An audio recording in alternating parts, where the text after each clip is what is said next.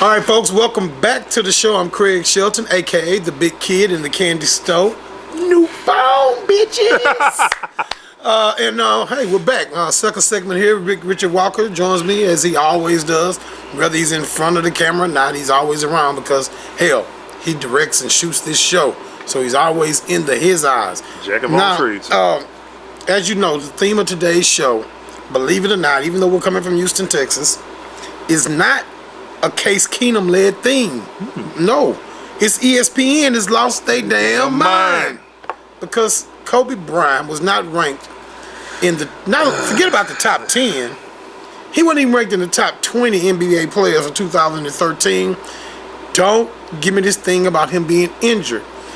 We can't predict injuries, but since he's already injured, the only argument you can make for ESPN.com is that they're saying when Kobe comes back, the best he can be this year is number 25 in the NBA. Because when you rank players, you rank them because we don't know what the health is going to be. You rank them based on what you think their best will be that season.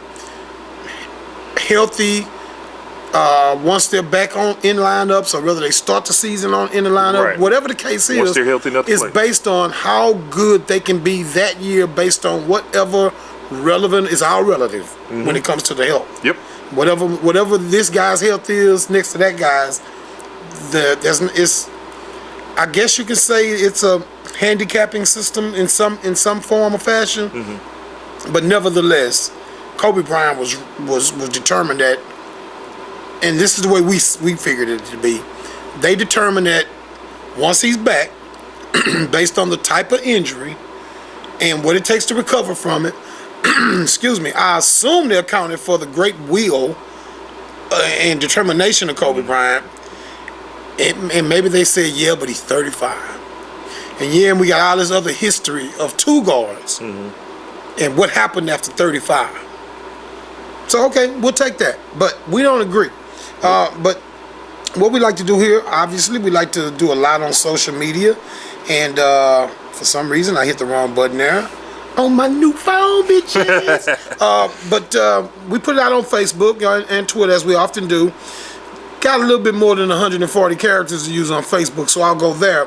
The question was, when ESPN.com ranked Lakers shooting guard Kobe Bryant as the 25th best player in the NBA for the 2013-14 NBA season, was it an insult to Kobe and his legacy? We'll go to the Laker fan, Richard. I wouldn't say it's an insult to him and his legacy. I just think it's a very misguided judgment as to what Kobe's capable of. Because I know that you can't measure things like intangibles like courage and intensity, determination. Determination. You can't measure that kind of stuff. But we all know. But can't you measure when a guy has a track record of it and he has never deviated from that? Right, never. That That's profile. One thing about Kobe, his profile has never changed when it comes to his work ethic, determination. Right. Some people have called it arrogance. I said, get like Kobe. But get like him. You know what I mean? Don't spite him. Get like him. Yeah. And I think they also they also did not take into account how well-rounded Kobe's game is, because while Kobe's not a pure shooter, he is a pure scorer. And he does not rely on moves to the basket alone. Kobe has a post-up game. Kobe knows how to move around without the ball. He knows how to... Good basketball. He knows how to find the basketball and get it in the hole. That alone, to me, is a skill set that I don't think that 25 other guys in the league, has, with or without, the injury handicap. I think, that alone, in addition to the intangibles, puts him above the 25 mark. So. Let's take a look at a few of the comments that came in via Facebook. Kevin Michael Paley, and we asked, was this ranking of Kobe by ESPN.com as the 25th best player in the league for the 2013 season, 14 season, was that an insult to Kobe and his legacy? Kevin Michael Mono Paley says, yes, I hate the Lakers, but he has been a beast for many years. So here's a guy that says, hey, I'm not a Laker fan. I hate the Lakers, but that is an insult to Kobe and his legacy to rank him so low. Let's go to our next person here. Adrian D. Tubbs says, have you seen these youngsters play? Question mark. Kobe right now ain't playing. How is he ranked, period? Exclamation mark. Should have been a question mark, genius. Kobe's career is done. No, you're not a genius. You're an idiot. Or an ESPN employee. Yeah. Hey, retirement time. Out with the old, in with the new. Only kidding, calling you an idiot. Not really. I mean, little bit of hater sauce in there. I have to wonder if you're just truly being objective, like Rich was saying. A little bit of hater sauce. There's nothing in Kobe's resume. There's nothing medically from doctors that says he can't return. So where you're getting your expertise from about his career being over, to me that just sounds like emotional fandom, borderline ignorance, and you're hating. Adam Sandler voice. Hater. Pour that sauce on there. Yours was kind of more like in color gay guy voice. Mine was. This one from Lester Jordan, otherwise known as Junior, well-known radio caller in Houston. He loves to call KCOH the Ralph Cooper Show, where they turn every conversation into a race war. Kobe. Black Power. Kobe, yeah, Black Power, Ralph. Shut down 288. Yeah, baby. whatever. About to march on 288. Kobe is my man, but it's a new day. So a couple guys here that are clearly ready to move on for Kobe. Well, when you say, Adrian said, have you seen these new guys? Lester says it's a new day.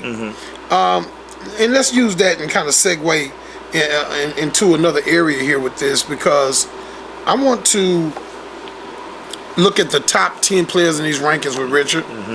And Richard and I will talk a little bit about it. And we'll try to determine where we are with these rankings, all right? Here's the ESPN.com top 10 NBA players for 2013 and 14. Number one, I don't think any list that you would want to be taken credible or sensible. Any ranking that starts with NBA players that doesn't have LeBron James at the top, right, is probably going to be deemed as someone if just trying to get a reaction. If I see a top 10 list without LeBron at number one, I'm just going to ball it up, throw it in the trash. I agree. And I think the same for number two. I don't think anyone sitting down drafting is going to go any further than Kevin Durant to make that second draft pick. So number one and number two we both agree with the ESPN.com rankings. Number three for me, I say is debatable. Because if we look at everyone at their best, healthy, but this argument may go right back to the same argument that we made with Kobe with this guy that I'm thinking about. And I'm thinking about Derrick Rose because he's coming back from injury. I'm wondering if Derrick Rose in any other season wouldn't be ranked number three. But number three is Chris Paul. Your thoughts on number three? I can't per se argue with it. I mean, Chris Paul is obviously, easily in many people's opinions, the best point guard in the league. He is the Los Angeles Clippers. They're nothing without him. And I mean, the guy just, continues to deliver. He continues to put up the numbers. He continues to, lead that team to victory. And, he's making Blake Griffin and DeAndre Jordan and, the rest of the guys on that team. He's the glue that holds that whole team together. So I can't per se argue with number three. It's hard to argue with. It's hard to argue with. He's Chris Paul. Yeah. But there's a couple other guys that I think that you possibly could see. Give me one. Oh, boy. See, I say Derrick Rose. Yeah, I say Rose, but also, and maybe I'm giving a little more credit than most would. I think a guy like Tony Parker could be very high on this list. Not number three. You don't think so? Not number three. Tony Parker put that team on his back, man, and carried for that team. But he's not the third best player in the NBA. He's a top 10 guy. That's not ranked in this one, by the way. He would be in my top five, man. That guy had an MVP type season. And that's still not top three, though. And that's what I'm saying. In my top five, you can go if you're not one or two. Obviously, those two are locked in. Yeah. But 3 to 5, I think, are interchangeable. Like you can make a logical argument for any one of those guys. Let's keep going. 3 and 5. Let's keep going. Okay. Number 4, little home cooking. By the way, the Rockets with 2 players in the top 10, James Harden and Dwight Howard, the first one listed. Omar Isaac, slightly on the outside. Probably somewhere along. There with Matt Maloney, you know what I mean? Somewhere in there.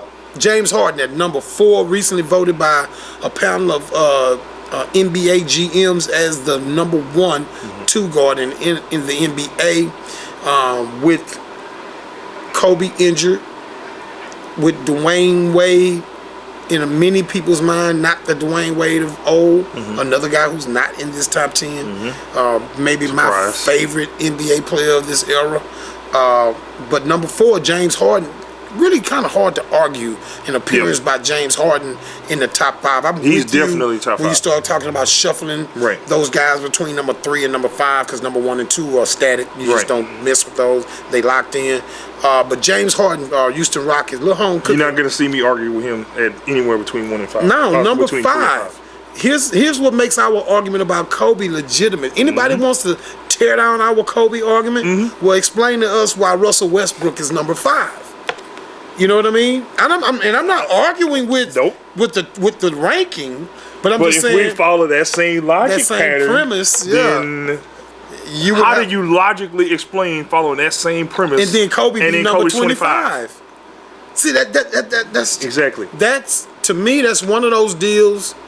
So there was one person on Facebook that said simply, and I disagreed with him, and I gave her a long polo bear type response. What's up, P? Dog. I'm sorry, bear.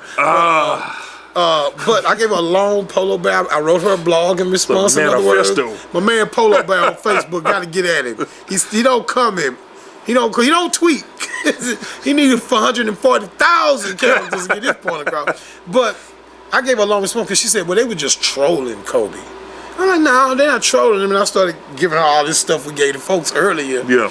And I say, but to your point, I agree that Kobe is not number 25. But I don't think they were trolling him. But I do think that they were trying to make some conversation, spur some conversation with this. Definitely. And I think they went too far because I don't think as many people are giving it as much time as we giving it. Right. You know, but it pissed us off, so we decided to do it. You know probably some people just looked at it and said, "Yeah, this is crap," and moved on to something else. Yeah, no doubt about it. And we got to kind of close out here. We pretty tight with it, but let's roll through these second 5 of the top 10. Starts with Stephen Curry. We talked a lot about shooters earlier. He's that good. He is that dude. That I don't have any problem with his ranking in the top 10. Nope. I'm not so locked into where they are in the top 10 as, you know what I mean? 1 and 2. Because, listen, I can say, since obviously we're talking about health, Russell Westbrook is here, I can say a healthy Dwight Howard belongs behind LeBron and Kevin Durant. I wouldn't argue with that. You know what I mean? So I'm not arguing 3 through 10 so much. I think we are going to argue 10. You and I agree on 10. Number 8, you had an issue with number 8, and I think maybe if you think about it a little bit more, you may not. But Kyrie Irving comes in at number 8. I have no issue with it. Kyrie Irving is sick. He's sick, man. I have no problem with Kyrie Irving. He's talented. There's no doubt about it. But I mean, who would you take him out for? D Wade? You got it. Wade. Wade is better defensively. Yeah. You know. Yeah. But Kyrie Irving is sick. Let's keep moving. Number 9 is Derrick Rose, another guy that makes our argument for Kobe. So we got injured Westbrook, just returning from injured Derrick Rose, Kobe Bryant, but those in the top 10, but Kobe Bryant is 25th. If I see anybody from ESPN.com, I'm going to slap them. Just straight up. If I see you tonight over at the TSU boxing extravaganza where we're going to be doing more taping and bringing it to you guys. It's going to be a fight after the fight. You'll see it'll be a fight before and after the fight. It'll be an under the undercard fight with ESPN.com and HMW Creeps. Get ready for Creep Radio, by the way. We're coming soon. And number 10, we'll close out this segment on number 10. Okay. Marc Gasol. No. He's on only 2 centers, him and Dwight Howard, in the top 10. Marc Gasol's game is... He's a damn good player. He's a traditional back-to-the-basket center, soft touch, sees the floor like a point guard, executes passes like a point guard, one of the best defenders in the league consistently. Our reigning NBA Defensive Player of the Year. it's hard for me to say he's not a top 10 player because the center position, bigs are so important in this league. Agreed. But again, it goes back to But everybody else. I'd have to have Kobe. Somebody got to go. Kobe and Wade gotta get a seat on the boat before he does. You know I'm a Wade dude. Yeah. I can live without Wade being in here. Okay? But he gets a seat before Gasol does. I can't live without Kobe Bryant. That's not right. That don't even sound right for basketball. I guess I can handle it with Dwayne Wade because I think Dwayne is underappreciated anyway. It just is what it is. It cracks me up when I hear people say he's he's on crazy. decline. He had 25-5 last year. If that's declining, then you buy a car, you drive it off the lot, it's on decline. You born today, tomorrow, you're on the decline. Folks hanging there. We got a lot for you tonight on this show. We got the boxing extravaganza from Texas Southern University. We'll be over there doing. We shot some stuff there. We go have that for you, and of course, we got Texans and Colts. We got the locker room. We got it all for you right here on The Cut.